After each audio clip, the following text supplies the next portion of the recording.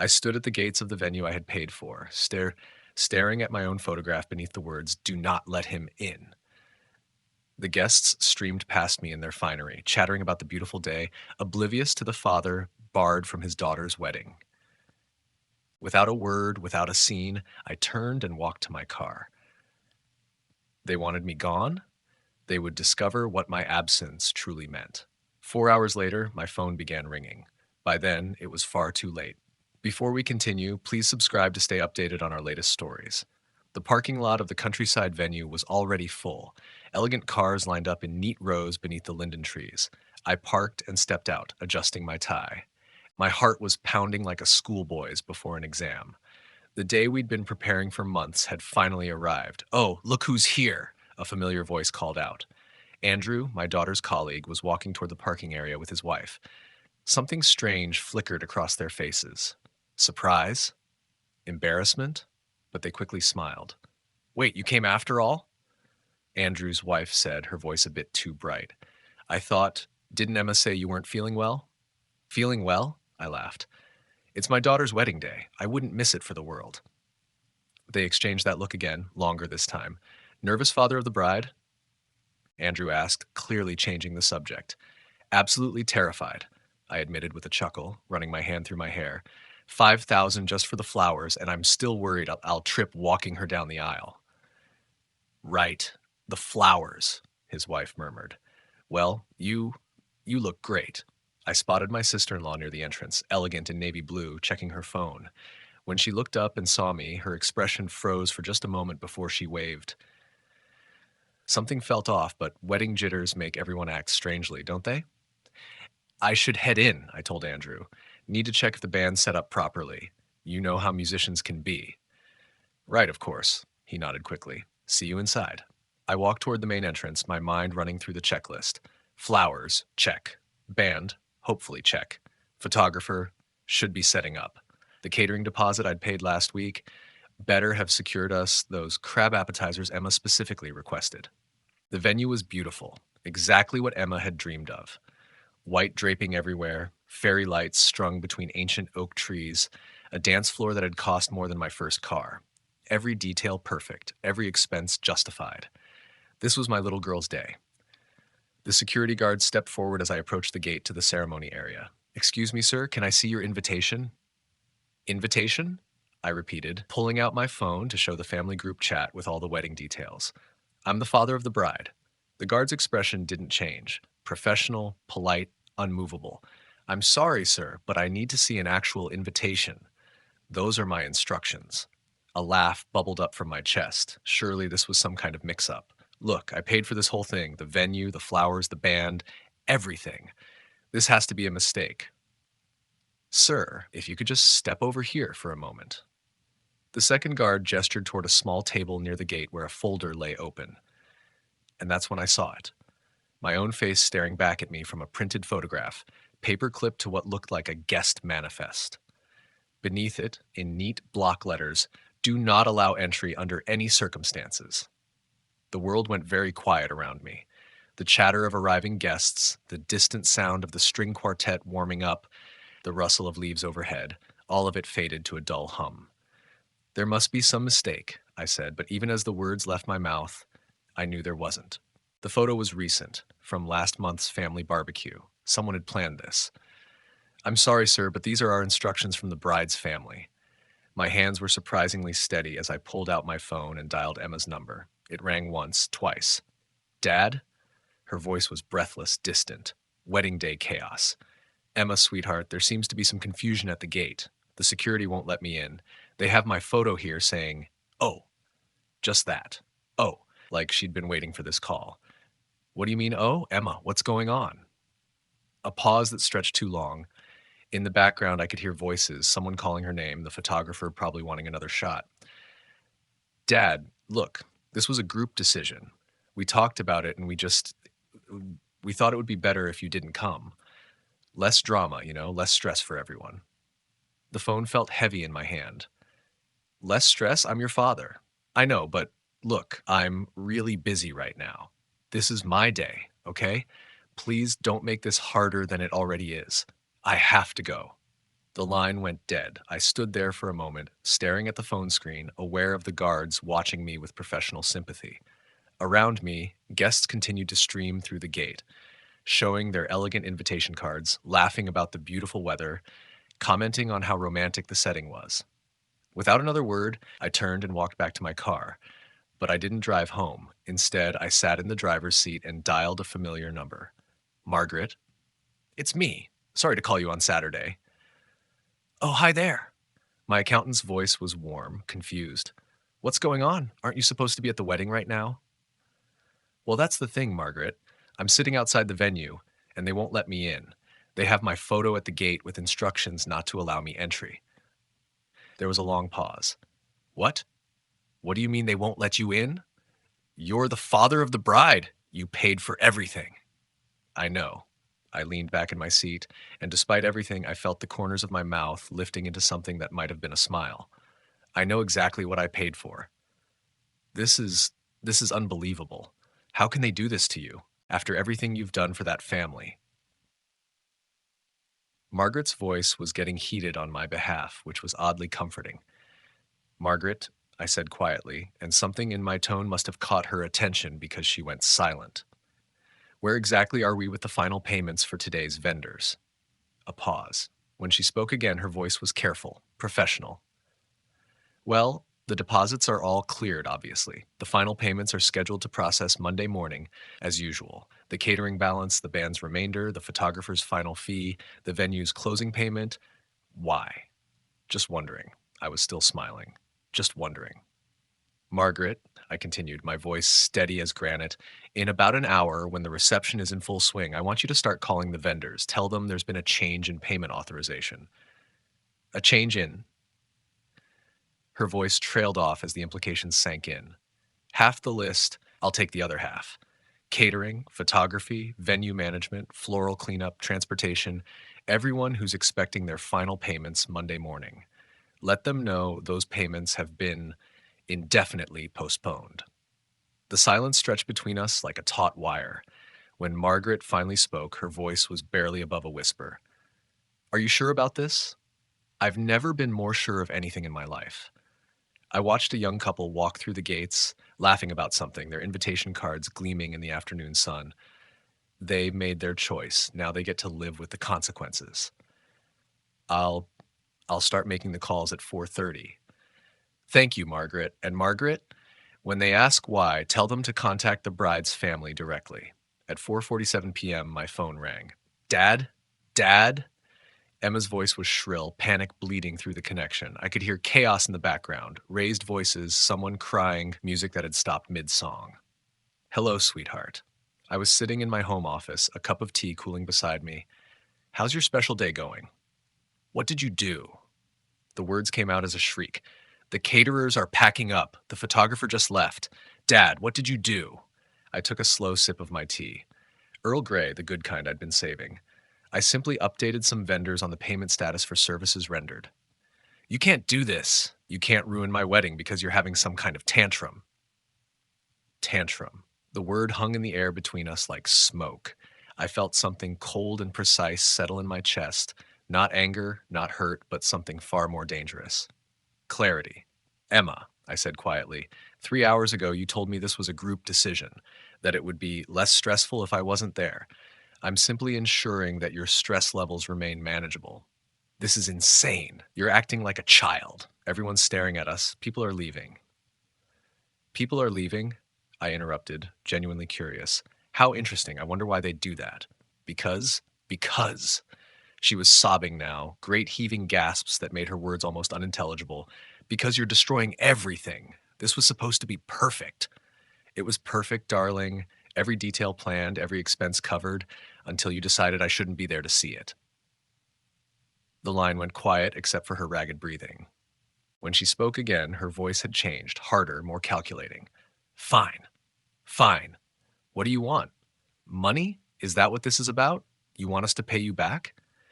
This isn't about money, Emma. Then what? What do you want? I set down my teacup with deliberate care. I want you to explain to your guests why the father of the bride isn't walking you down the aisle. I want you to tell them about the photo at the gate. I want you to own your choice. The phone went dead. 23 minutes later, it rang again. This time, it was my ex-wife. What the hell is wrong with you? Sandra's voice was venomous, each word sharp enough to cut glass. Do you have any idea what you've done? Hello, Sandra. I trust you're enjoying the reception? Don't you dare take that tone with me. There are 300 people here watching this family fall apart, and it's all because you couldn't handle being uninvited. I leaned back in my chair, watching clouds drift across the sky through my office window. Uninvited. Is that what we're calling it? Yes, uninvited. Because no one wanted you there. Because you make everything about yourself. Because you're toxic and manipulative and I paid for the entire event. So what? That doesn't give you the right to hold it hostage. I almost laughed. Hostage? Sandra, I'm not holding anything hostage. I'm simply exercising my right to withdraw financial support from people who've made it clear I'm unwelcome. This is Emma's day. Her one perfect day, and you're destroying it. No, I said, and my voice was soft as falling snow. You destroyed it the moment you put my photograph on that security list. I'm just making sure everyone understands what that choice really meant. She was crying now, big theatrical sobs that I remembered from our marriage.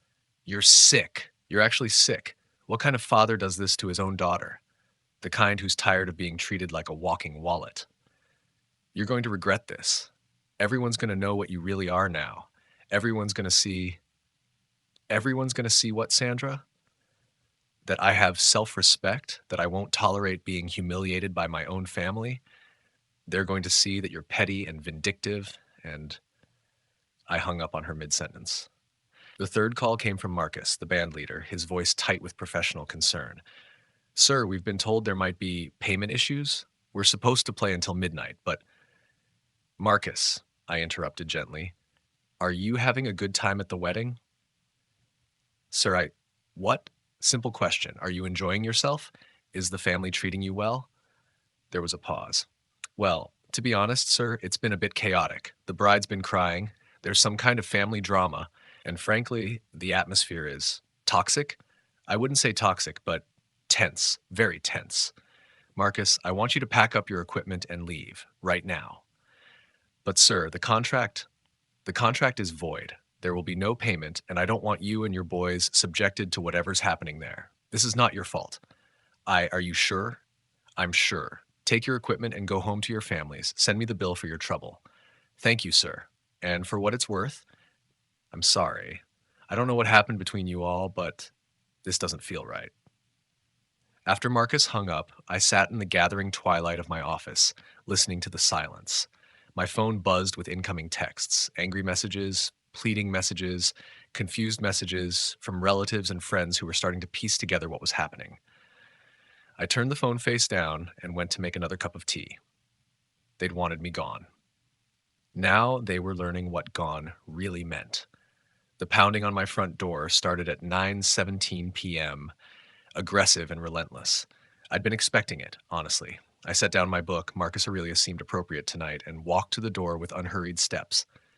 Through the peephole, I could see Patricia, the groom's mother, her face flushed red with fury, her perfectly styled wedding hair now disheveled. Behind her stood two other figures I couldn't quite make out in the porch light. I opened the door and leaned against the frame, not inviting them in. I knew it, Patricia spat before I could even say hello. I knew you'd be nothing but trouble. I told Emma from the beginning, I said that father of yours is going to ruin everything. But did anyone listen? No. Good evening, Patricia. How was the reception? Her eyes were wild, mascara streaked down her cheeks like war paint. How was the... Are you insane? You destroyed my son's wedding. You destroyed everything. I did? I tilted my head, genuinely curious. That's interesting, because last I checked, I wasn't even allowed on the property. Don't you dare. Don't you dare stand there and act innocent. She was shrieking now, her voice cracking with rage. Why couldn't you just accept it? Just stay home quietly? Why do you always have to make everything about you? I felt that familiar cold calm settle over me like armor. Always? Patricia, when exactly have I ever made anything about me? Every family dinner, every holiday, every single time we try to have a normal conversation, I have to what? Pay for it? That stopped her mid-sentence. I'm curious, Patricia. In the 3 years since Emma and Derek got together, how many of those family dinners did you pay for? How many holiday gatherings? How many birthday parties, anniversary celebrations, weekend getaways? Her mouth opened and closed like a fish gasping for air. Let me help you with the math, I continued, my voice soft and steady. Zero. The answer is zero. But I'm the one who makes everything about myself. That's not money isn't everything. You're absolutely right. It's not everything. Respect, however, is something. Basic human decency is something. Not being treated like a pariah at your own daughter's wedding, that's definitely something. Patricia's companion stepped forward. Derek's sister, Michelle. Uncle Robert, you have to understand, this wasn't personal. Emma was just trying to avoid drama. Drama, I repeated the word slowly, tasting it. Michelle, can you explain to me what drama I was going to cause? Was I planning to object during the ceremony? Start a fight? Make a scene? Well, no, but... So the drama you were avoiding was what? My presence? The sight of me walking my daughter down the aisle? The risk that someone might remember who actually made this wedding possible? Patricia found her voice again, vicious and shaking. You think money gives you the right to control everything. You think because you pay for things, you own people. Something hot and sharp flashed behind my eyes, but I kept my voice level. Patricia, I want you to think very carefully about what you just said. I want you to remember the last time I asked Emma for anything. The last time I demanded she do something because I paid for it. The last time I held money over anyone's head in this family. Silence. Still thinking? Let me help. The answer is never. But today, when your family decided I was unwelcome at an event I financed, what exactly did you think would happen? Did you imagine I'd just smile and keep paying? Did you think I'd send my regards and a check? You're destroying their lives, Patricia screamed. They're getting calls from creditors. The venue is threatening to sue. You're ruining them. I'm not ruining anyone, I said quietly. I'm simply no longer enabling people who treat me like garbage. There's a difference. Michelle was crying now, quiet tears that made her look younger.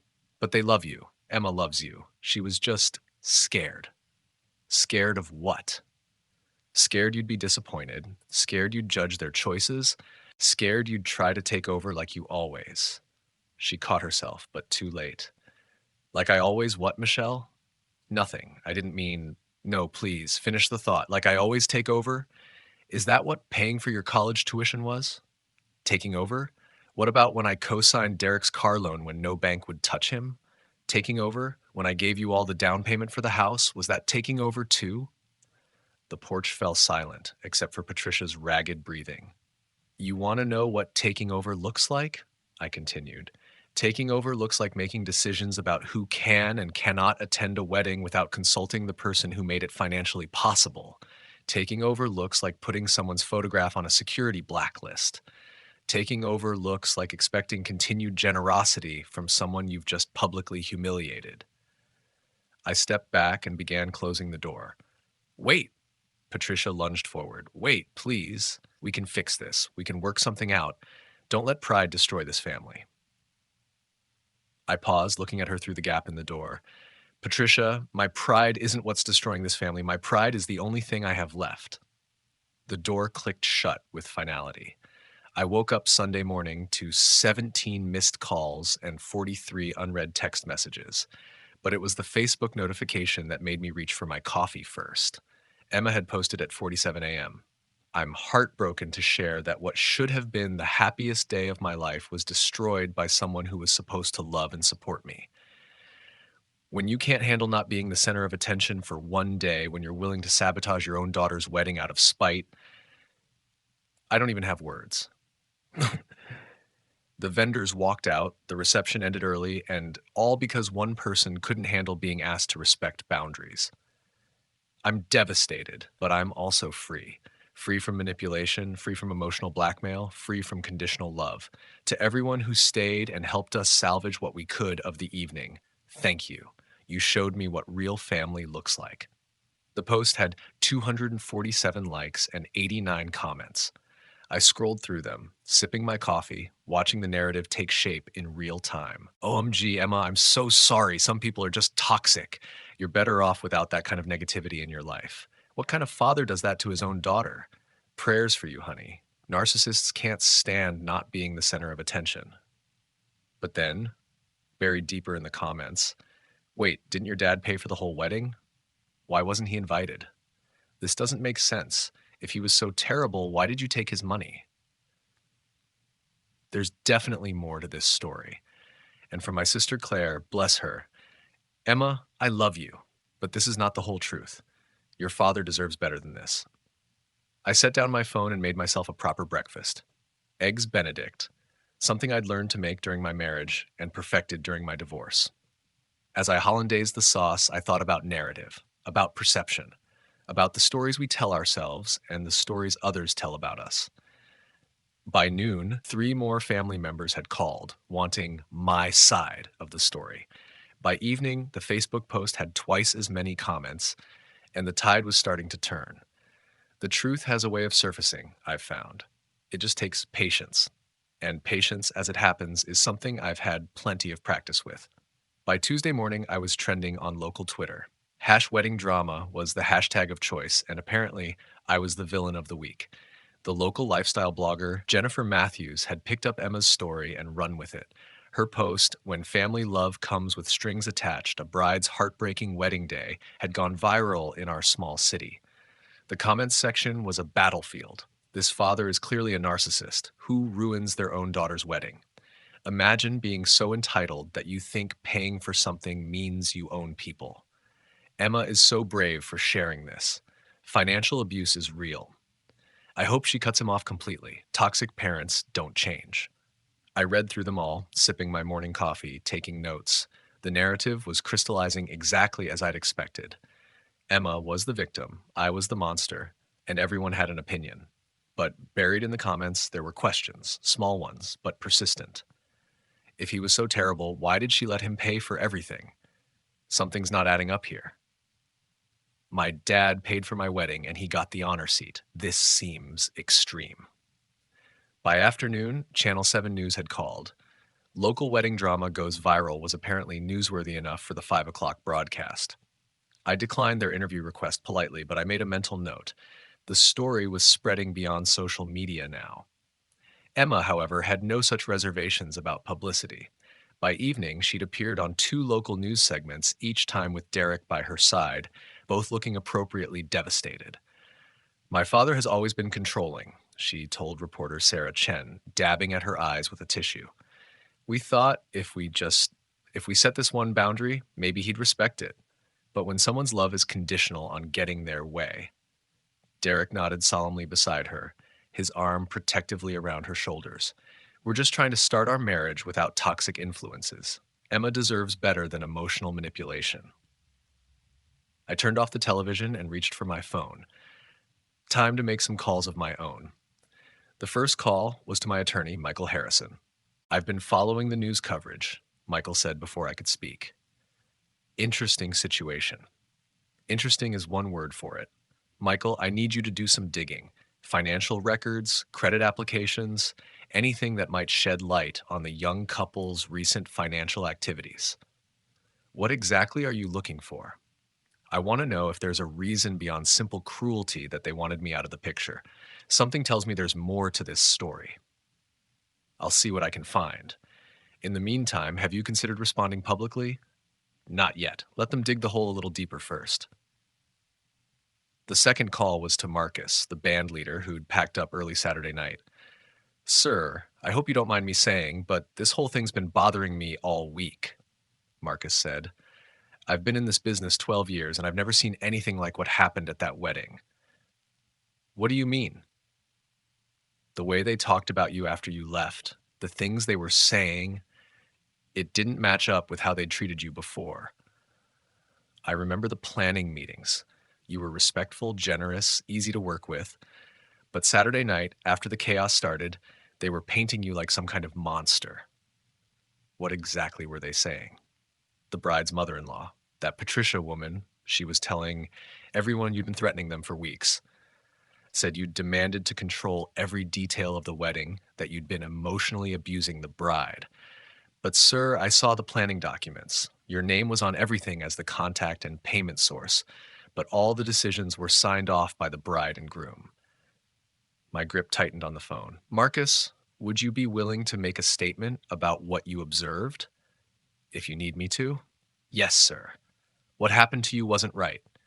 Wednesday brought more news coverage and a surprise phone call from my ex wife's sister, Linda.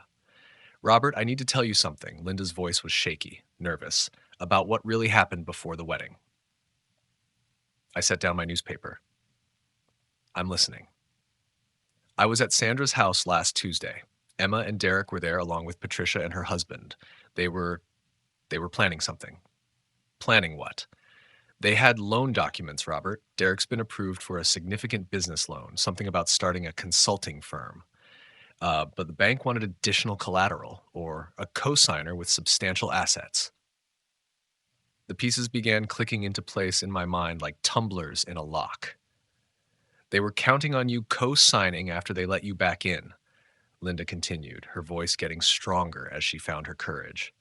Robert, they never planned to keep you out permanently. This was psychological manipulation.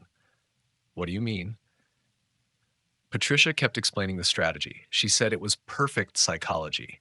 Make you feel rejected and guilty first. Then when you come crawling back apologizing, you'll agree to anything to prove your love for Emma. He'll be so desperate to get back into Emma's good graces, she kept saying. He'll sign whatever we put in front of him. It's for his daughter's future, after all. The silence stretched between us as the full picture crystallized in my mind. They expected me to beg. They expected you to break. Emma kept saying how you always cave when she cries, how you can't stand being shut out of her life. They figured a few days of you calling and pleading would be enough. Then Derek would graciously convince Emma to forgive you. You'd be so grateful to be back in the family that the loan co-signing would seem like a small price to pay. And the backup plan? The power of attorney thing. That was only if you didn't break fast enough. Patricia said they'd give you 2 weeks maximum before moving to more serious intervention measures. The room went very quiet around me. Outside, I could hear children playing in the park across the street, their laughter bright and innocent in the autumn air. Linda, why are you telling me this now? Because what they did to you at the wedding, that wasn't about protecting Emma from drama. That was about eliminating witnesses. They didn't want you there because they didn't want anyone who might question their story later. Their story? About your mental state, about your inability to make sound financial decisions, about the need for family intervention. Her voice dropped to a whisper. Robert, they were planning to have you declared incompetent. That evening, I sat down at my computer and opened a new document. If Emma wanted to control the narrative, it was time she learned what a real story looked like. I began to type, an open letter to my community. My name is Robert Henderson, and I am the father who ruined his daughter's wedding. You've heard Emma's version of events, and you've drawn your conclusions. I don't blame you. Her story is compelling, and she tells it well. But there are things you haven't heard, documents you haven't seen, and questions that deserve answers. First, let me share some facts. Over the past 3 years, I have contributed approximately $127,000 to my daughter and son-in-law's lifestyle. This includes not just the $43,000 wedding, but also the down payment on their house, $35,000, Derek's car loan co-signature, $28,000, Emma's student loan payments, $15,000, and numerous smaller loans that were never repaid. I mention these numbers not to shame them, but to establish context. This was not the behavior of a controlling, manipulative father. This was love. Generous, perhaps foolish, but undeniably love. Now, let me tell you about Saturday, October 14th from my perspective. I wrote for 3 hours, laying out every detail with surgical precision. The photo at the gate, the calls to vendors, the real reasons behind their decision to exclude me, and finally, what Linda had told me about the loans and the power of attorney plan. When I finished, I read it through twice, checking facts, tempering emotions, ensuring every word was defensible. Then I posted it on Facebook, sent copies to the local news outlets, and emailed it directly to Jennifer Matthews, the blogger who'd started this whole media circus. By morning, #wedding drama had taken on a very different tone. The truth, as I'd learned long ago, doesn't always win immediately, but it has a way of surfacing when you're patient enough to let it. The Channel 7 studio was smaller than I'd imagined, but the cameras made everything feel amplified, more significant. Sarah Chen, the same reporter who'd interviewed Emma earlier that week, sat across from me with a stack of documents on the table between us. Mr. Henderson, thank you for agreeing to speak with us. Your daughter's story has resonated with thousands of people across social media. What would you like our viewers to know? I reached into the folder beside my chair and pulled out the first bank statement. I'd like them to know the truth, Sarah. And I brought receipts. The camera zoomed in as I laid out the documents with methodical precision. Each one was highlighted, tabbed, organized like evidence in a courtroom, which in a way, it was. This is a wire transfer for $43,000 to Millbrook Country Club for wedding venue and catering services. Date September 15th. I set it down and reached for the next. This is the payment to Harmony Strings Quartet, $3,500. Here's the photographer's deposit, $2,500.